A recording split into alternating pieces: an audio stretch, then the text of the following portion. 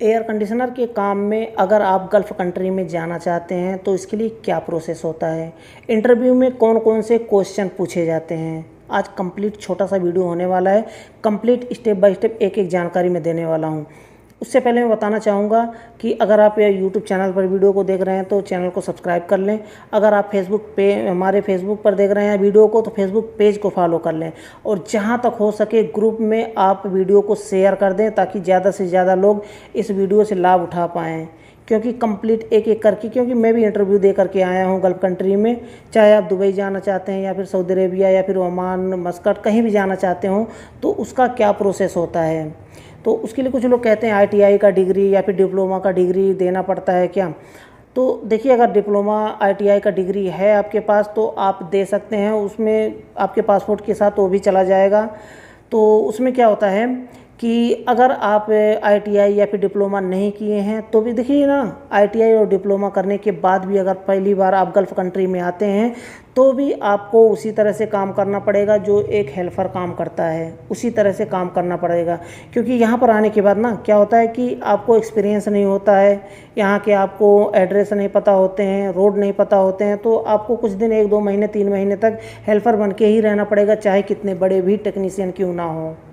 तो यहाँ पर वैसे भी यहाँ पर प्रॉब्लम नहीं होता है, क्योंकि यहाँ पर ग्रुप बना करके लोग जाते हैं, कम से कम 4-5 टेक्नीशियन एक साथ में एक साइट पर जाते हैं। अगर बड़ी कंपनी में काम कर रहे हैं तो कोई भी आना चाहेगा तो बड़ी कंपनी में ही आना चाहेगा, चाहे वो बड़े प्रोजेक्ट पे HVAC में काम कर रहे हो या फिर स्मॉल एयर कंडीशनर में, मिनी एयर कंडीशनर में काम कर रहे हो, तो इसी तरह से आपको करना पड़ेगा। तो अब हम बात कर लेते हैं इंटरव्यू में क्या क्या पूछा जाता है। पहली बार आप जाते हैं तो आपके पास क्वालिफ़िकेशन होना चाहिए, आपके पास जो आपका पासपोर्ट है, पासपोर्ट आपका होना चाहिए। पासपोर्ट के बाद आपके पास अगर इंटर हाई स्कूल अगर पास किए हैं तो बेटर है आपके लिए, वैसे भी हाई स्कूल से नीचे वालों को लिए प्रॉब्लम होता है अब कहीं भी गल्फ़ कंट्री में जाने के लिए। तो अगर आप पासिंग है हाई स्कूल से ज़्यादा आपके पास क्वालिफ़िकेशन है तो आप आसानी से जा सकते हैं। अब छोड़िए ये सब बात, ये तब बात की बात है। पहले आपको टेस्ट में पास करना होगा। इंटरव्यू में जो इंटरव्यू लिया जाता है ना, उसमें क्वेश्चन क्या क्या पूछे जाते हैं। पहले तो आपको मौखिक क्वेश्चन पूछे जाते हैं जो कि फेस टू फेस आपको पूछे जाएंगे। उसके बाद कुछ प्रैक्टिकल करवाया जाएगा, विंडो और स्प्लिट का। तो फिर अब प्रैक्टिकल की बात हम बाद में करते हैं, पहले पूछा क्या जाता है। आपको पूछे जाएंगे कि जो कॉपर पाइप के जो साइज़ होते हैं उन साइज़ों को के बारे में पूछा जाएगा कि कौन कौन सा मिनी एयर कंडीशनर में कौन कौन सा कॉपर पाइप यूज किया जाता है। तो 5 होते हैं, तो उन सबको आपको याद रखना है। आपको पाँचों पाइप में से एक एक करके दिखाया जाएगा, ये कौन से साइज़ का है, दूसरा निकाल के ये कौन से साइज़ का है, तीसरा निकाल के कौन से साइज़ का है, चौथा निकाल के कौन से साइज़ का है, पांचवा निकाल के कौन से साइज़ का है। आपको ध्यान में रखना है कि कौन कौन सा पाइप कौन सा साइज़ का है, देख करके आपको पहचान जाना है। तो जो लोग गल्फ़ कंट्री में आना चाहते हैं, इसका मतलब कि वो एक्सपीरियंस एक्सपर्ट होते हैं, वही लोग आना चाहते हैं। नए लोग तो बिल्कुल भी रेडी नहीं होंगे आने के लिए। तो एक्सपर्ट हैं तो आपको पता होगा कि कॉपर पाइप जो देख करके कैसे पहचान सकते हैं कि उसका साइज़ क्या है। ये तो हो गया पहला क्वेश्चन कि कॉपर पाइप साइज आपसे पूछा जाएगा। उसके बाद पूछे जाएंगे कि 1 टन एयर कंडीशनर में कितना रेफ्रिजरेंट चार्ज होता है, 2 टन एयर कंडीशनर में कितना रेफ्रिजरेंट चार्ज होता है, 1.5 टन में कितना रेफ्रिजरेंट चार्ज होता है, और कौन से रेफ्रिजरेंट का प्रेशर कितना होता है, जैसे कि R22, R410, R32, R290। सभी रेफ्रिजरेंट के प्रेशर आपको याद रखने हैं। उसके लिए आप हमारी वेबसाइट पर विज़िट कर सकते हैं, वहाँ पर मैं फ़ाइल दे रखा हूँ जितने भी रेफ्रिजरेंट यूज किए जाते हैं उसका सक्शन प्रेशर क्या होता है, डिस्चार्ज प्रेशर क्या होता है, रनिंग प्रेशर उसका क्या होता है, suction pressure, discharge pressure, standing pressure, सब कुछ मैं कंप्लीट दे रखा हूँ। तो फिर आप हमारी वेबसाइट पर विजिट कर सकते हैं webjankari.in, www.webjankari.in, जैसे कि स्क्रीन में भी दिखाया जा रहा है। इस वेबसाइट पर आप विजिट करिए, स्क्रॉल डाउन करके सारे आर्टिकल को देखिए, वहाँ पर आपको मिल जाएंगे कि रेफ्रिजरेंट का प्रेशर क्या होता है। और बहुत सारे आर्टिकल में कैपेसिटर के बारे में, एयर कंडीशनर के बारे में, कौन सा एयर कंडीशनर में क्या फ़ॉल्ट होता है, उसे कैसे सॉल्व करते हैं, रेफ्रिजरेटर के बारे में सब कुछ मैं कंप्लीट वहाँ पर आर्टिकल दे रखा हूँ। वहाँ से क्लिक करके आप जा सकते हैं या फिर आप डायरेक्टली गूगल में सर्च कर सकते हैं, आप हमारी वेबसाइट पर पहुँच जाएंगे। ये तो हो गया दूसरा क्वेश्चन। उसके बाद कितना आपको कैसे पहचानेंगे कि एयर कंडीशनर कितने टन का है। देखिए अब यहाँ पर ये चीज़ ज़रूरी नहीं है। कुछ लोग कहते हैं कि स्टिकर नहीं लगा होता है, स्टिकर निकल गया है एसी में से, तो ऐसे नहीं। ये तो फंसाने वाला क्वेश्चन है। ये नहीं, आपको डायरेक्टली पूछा जाएगा कि हाँ कैसे पहचानेंगे कि ये हमारा 1 टन का है, 2 टन का है, 3 टन का है, कैसे पहचानेंगे। तो ये आपको सिंपल याद रखना है, 12,000 BTU इक्वल टू 1 टन। ये ध्यान में रखिए। ये बात अगर हमारी बातों को ध्यान से सुन लेंगे ना, कभी ज़िंदगी में नहीं भूलेंगे। 12,000 BTU equal to 1 ton. 12,000 BTU का 1 टन होता है, 6,000 BTU का आधा टन होता है। ये आपको सूत्र आपको याद रखने हैं हमेशा, ज़िंदगी भर आपके काम में आएगा ये।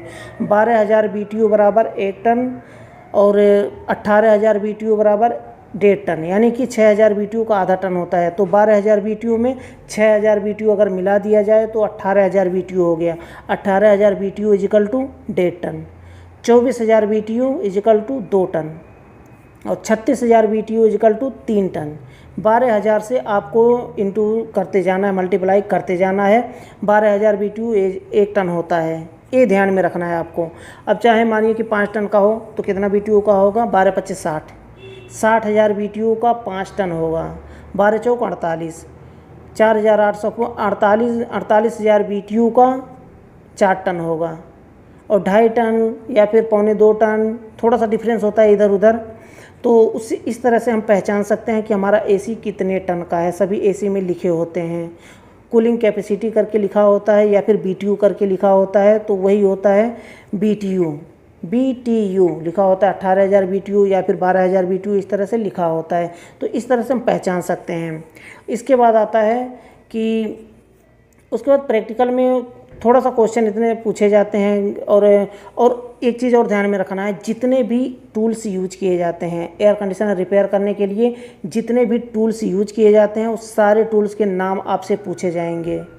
जैसे कि हो गया ट्यूब कटर, उसके बाद ब्रेजिंग रॉड, प्लास, नोज प्लायर और गेज, जितने भी टूल्स होते हैं सबको एक एक करके पूछा जाएगा, एक एक करके दिखाया जाएगा, इसका क्या नाम है, इसका क्या नाम है, इसका क्या नाम है, सब कुछ आपको याद रखने हैं।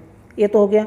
उसके बाद स्प्लिट एसी, विंडो एसी में जो स्पेयर पार्ट लगे होते हैं उसको पूछे जाएंगे, जैसे कि थर्मोस्टेट हो गया, सिलेक्टर स्विच हो गया, उसके बाद फैन मोटर हो गया, उसके बाद कूलिंग कॉइल हो गया, कंडेंसर हो गया। ये सब पूछे जाते हैं कि एयर कंडीशनर में जैसे स्प्लिट एसी में सेंसर लगे होते हैं। इंडोर की बात की जाए तो इंडोर में सेंसर लगा होता है, 2 सेंसर लगे होते हैं, कॉइल सेंसर, एक रूम टेम्परेचर सेंसर। इंडोर का मोटर लगा होता है, इंडोर ब्लोअर लगा होता है।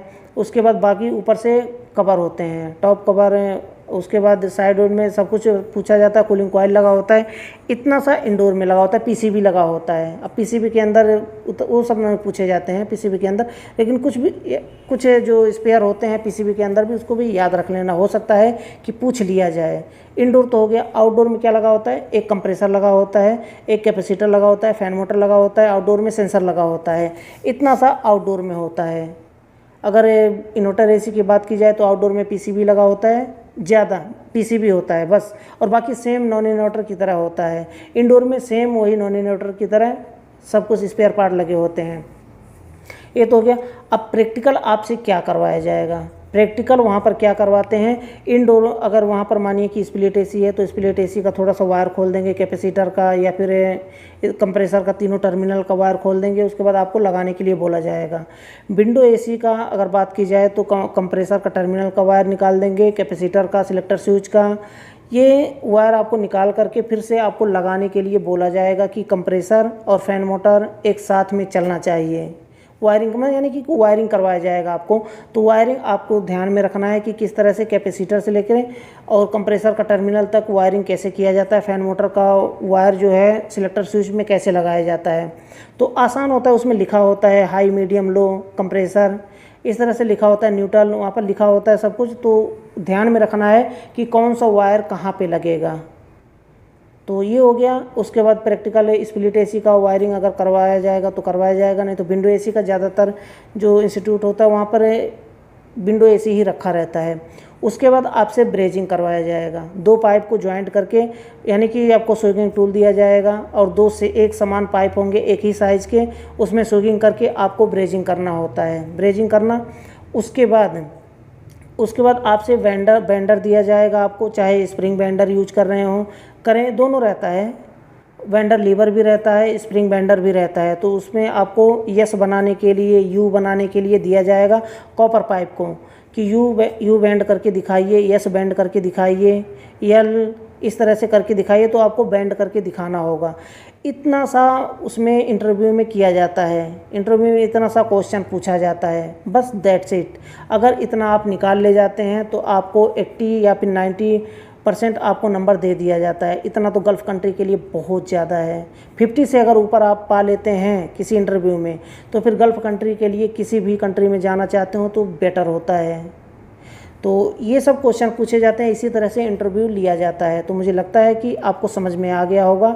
अगर वीडियो यूज़फुल रहा हो तो अपने सारे दोस्तों के साथ और ग्रुप में शेयर कर दें ज़्यादा से ज़्यादा, और वीडियो पसंद आया हो तो वीडियो को लाइक ज़रूर कर दें, आपके लिए यूज़फुल रहा हो तो। और लास्ट में बताना चाहूँगा कि अगर आप हमारी वीडियो को फेसबुक पर देख रहे हैं तो फेसबुक पेज को फॉलो कर लें, अगर आप हमारी यूट्यूब चैनल पर देख रहे हैं तो यूट्यूब चैनल को सब्सक्राइब कर लें। तो आज के लिए बस इतना ही था। एक फिर से नए वीडियो के साथ मिलते हैं, एक नए टॉपिक के साथ।